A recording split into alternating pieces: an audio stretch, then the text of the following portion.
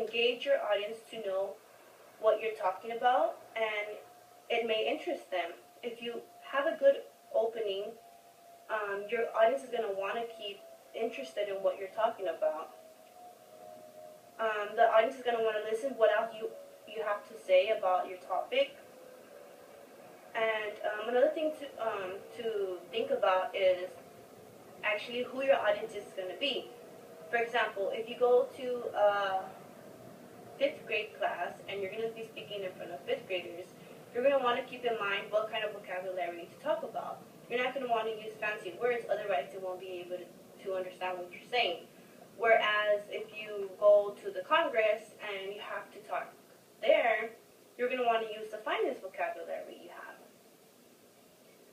Secondly, having good connection with the audience is very important. If you don't have any good connection with the audience, then, they're not going to listen to you, and you're not going to get your point across, which is the point of you saying your speech. You can do this by asking your audience questions. That way it engages your audience to pay attention, because you might be able to ask them a question and they can stay and want to know what you're talking about. Also, if you ask questions, it kind of keeps the pressure off you, because I know when anyone gets up and talks in front of people, you have a lot of pressure on you, and this will relieve some of that pressure.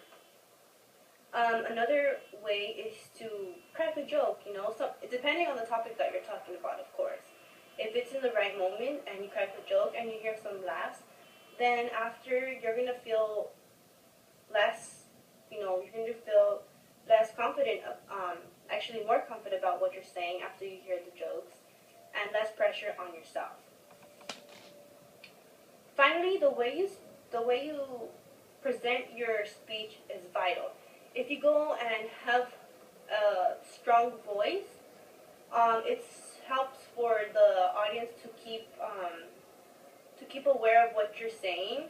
If you go in there and have like a low voice, it's going to be hard for them to understand what you're talking about. Not only that, but they're going to get bored.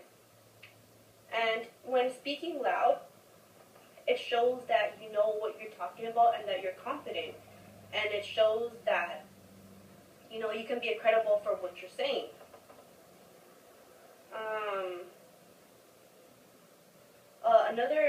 Another way to do this also is by, moving around. Maybe you want to go to the left side of the room, or you want to go to the right side of the room.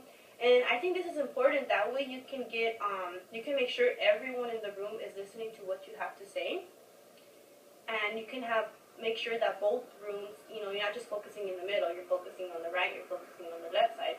And you can get a little information to everyone in there. A final way you can do this is by having hand gestures. Having hand gestures is kind of a stress reliever when you're up here telling your speech. And it also emphasizes certain points in your speech that you want to emphasize. Like, for example, say you want to say some statistics and you want to know that it's high here or it's low here, it kind of emphasizes the points that you're trying to reach.